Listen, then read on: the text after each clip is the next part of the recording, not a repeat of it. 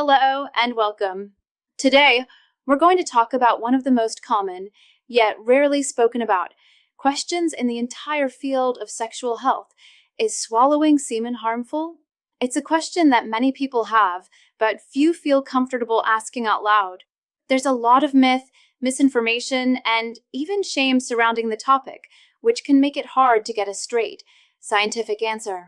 But asking questions about your health and your body is not something to be embarrassed about. It's a sign of maturity and a crucial part of taking responsibility for your well-being. So, in this video, we're going to put the taboos aside. We will break down exactly what happens in your body from a biological perspective, separate the facts from the fiction, and address the real risks you need to be aware of. My goal is to give you clear, judgment-free information so you can feel confident and empowered to make the healthiest decisions for yourself. Let's get started. Before we can determine if it's harmful, it's important to first understand what semen actually is. It's often thought of as being made up entirely of sperm, but that's not accurate.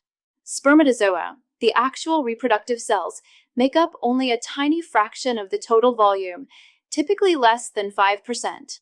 The vast majority of semen is a complex biological fluid called seminal plasma, which is produced by various glands in the male reproductive system. Its primary job is to nourish, protect, and transport the sperm.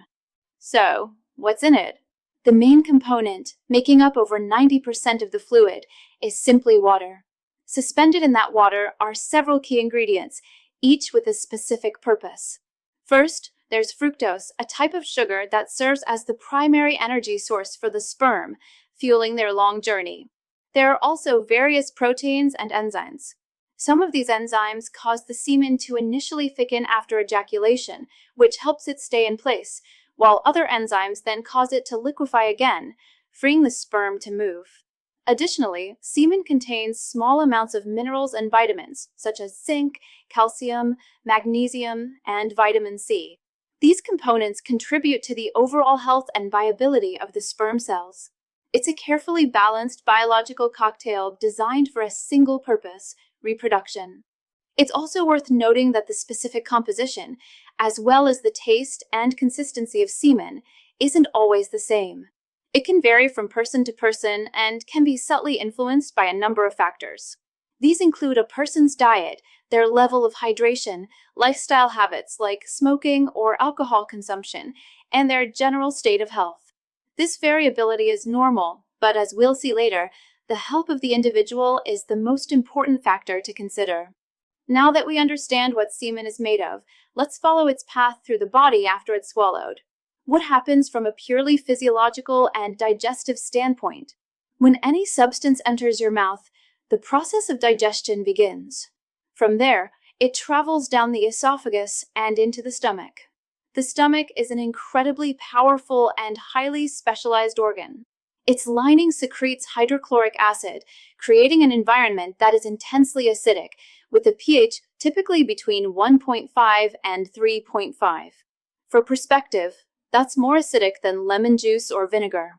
This acid bath serves two primary functions: to kill off potentially harmful bacteria and other pathogens that might be in things we consume, and to begin the process of breaking down complex molecules, especially proteins. As we just discussed, semen is primarily composed of water, sugars, and proteins. When it enters the stomach, it is subjected to this same harsh, acidic environment. The stomach acid immediately goes to work, denaturing the proteins and enzymes within the seminal plasma, effectively unraveling them and breaking them down into their basic building blocks, known as amino acids. The fructose is processed just like any other sugar. From the stomach, these broken down components move into the small intestine, where they are further digested and absorbed into the bloodstream, just like the nutrients from any food you eat. The sperm cells themselves, being delicate biological cells, are quickly destroyed by the stomach acid and are simply broken down along with everything else. So, from a purely digestive and toxicological perspective, the human body is perfectly equipped to handle it. The components of semen are organic substances that are easily processed by our gastrointestinal system. In a healthy individual, swallowing semen does not cause poisoning, it does not alter hormones, and it presents no direct physiological harm to your digestive tract. It is, for all intents and purposes, processed like any other organic fluid. However, this is only one part of the story. While your digestive system itself is safe, that is not the whole picture. And this next part is, without a doubt, the most important information in this entire video.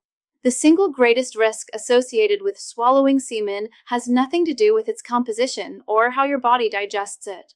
The real danger lies in what semen can carry, sexually transmitted infections, or STIs. Semen is one of the primary bodily fluids through which many infections are transmitted. This means that if a person has an STI, their semen can be infectious, and oral sex is a direct route for transmission. This includes a wide range of diseases, some of which can have lifelong consequences. The list of STIs that can be transmitted this way is extensive and includes HIV, the virus that causes AIDS, HPV or human papillomavirus, which can cause warts and certain types of throat and cervical cancers, herpes, both oral, HSV-1 and genital, HSV-2, syphilis, a bacterial infection that can cause serious health problems if left untreated, gonorrhea and chlamydia, two very common bacterial infections that can cause throat infections, and even hepatitis B and C, which are viral infections that attack the liver. But how does this happen? Unlike your skin, which provides a strong external barrier, the lining of your mouth, gums, and throat is made of a much more delicate and permeable tissue called a mucous membrane. These membranes are rich with tiny blood vessels that are very close to the surface.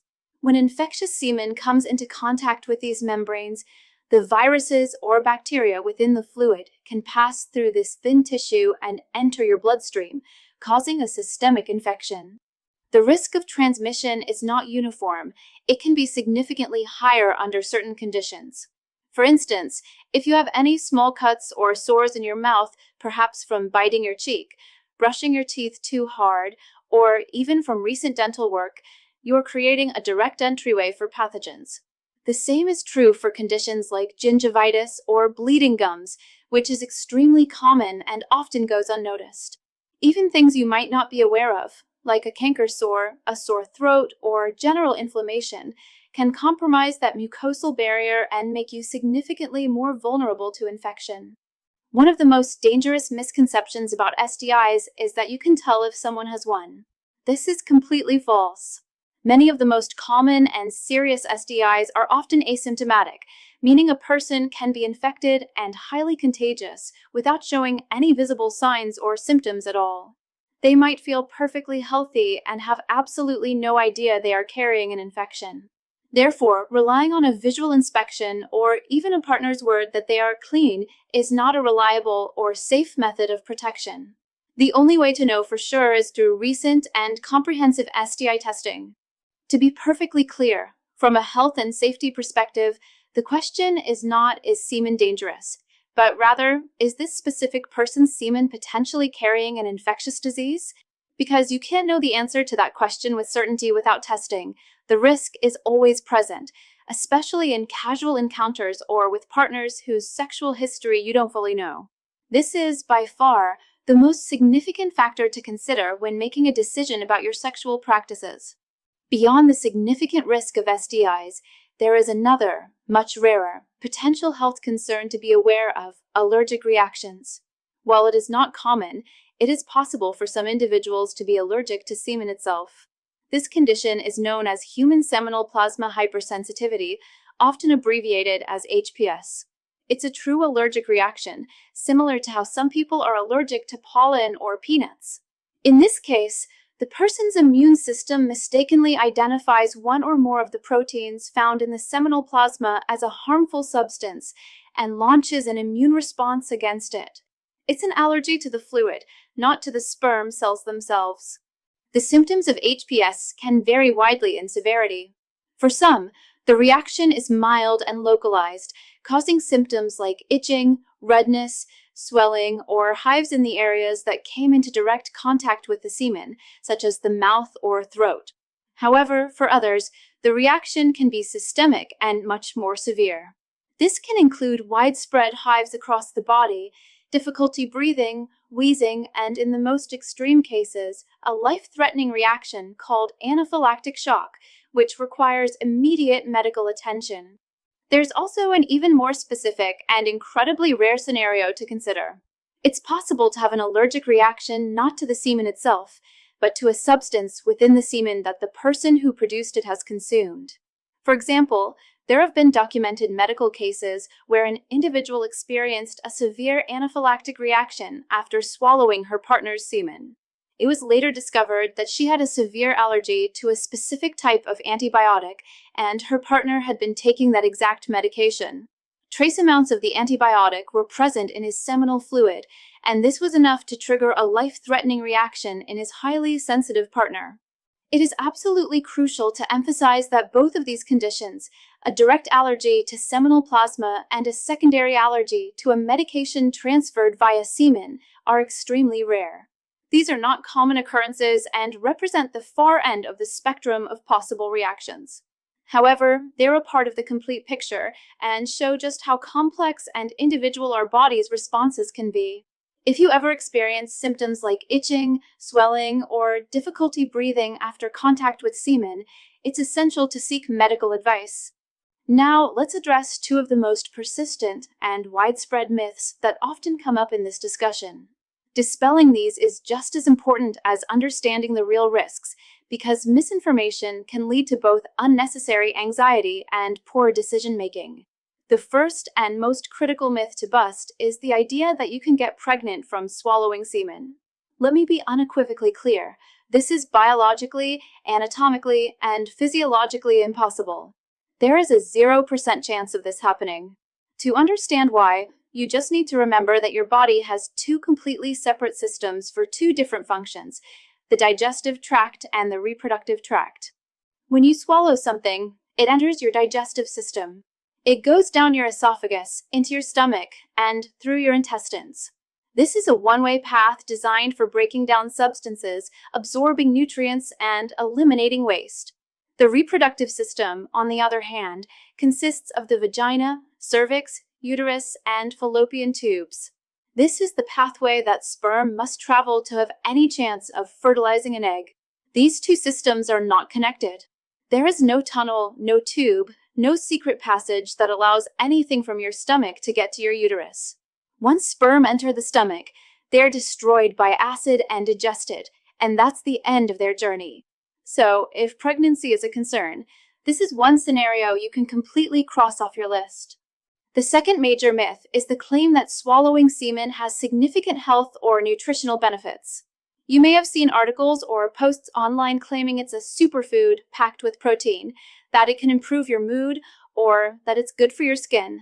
While these claims might make for viral content, they are not supported by science. Now, speaking of common sexual health topics surrounded by myths and misinformation, I want to briefly address a concern that many men and their partners face: challenges with sexual performance.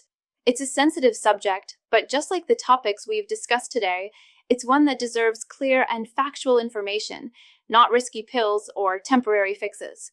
Recently, a surprising discovery was made about a simple 7-second home remedy that addresses the real root cause of these performance issues, helping naturally restore youthful hardness and stamina. It's a completely different approach that many men have found transformative. If this is something that's relevant to you or your partner, I've made sure to link to an eye-opening video that explains this unique method in detail. Simply point your phone's camera at the QR code you see on your screen right now to watch it. Don't worry if you miss it. You can also find the direct link pinned at the very top of the comments section below.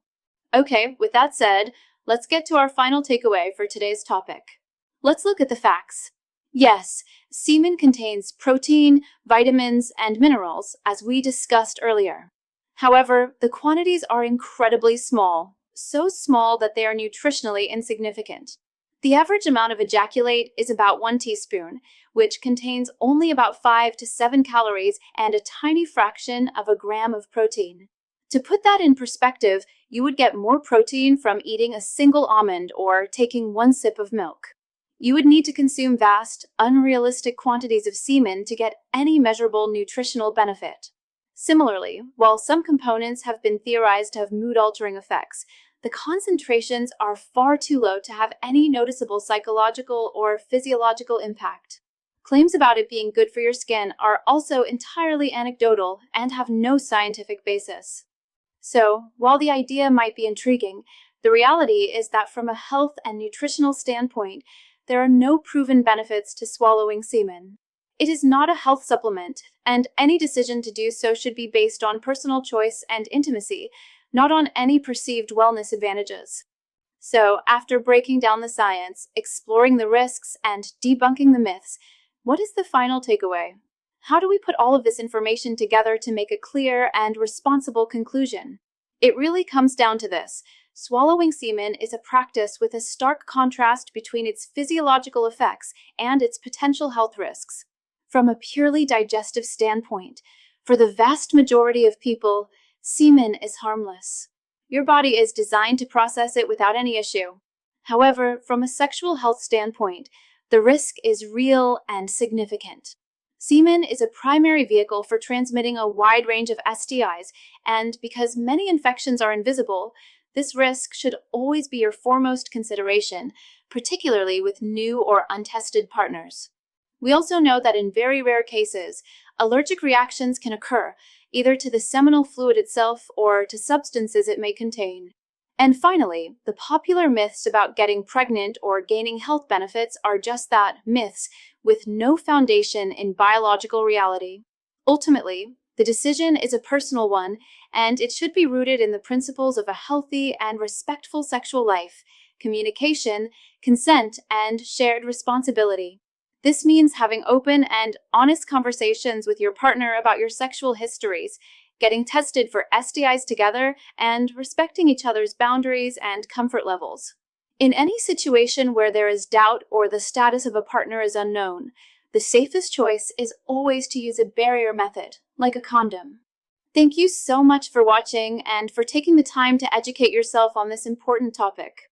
The more we replace stigma and misinformation with clear, factual knowledge, the better equipped we all are to lead safer and healthier lives. Being informed is the most powerful tool you have.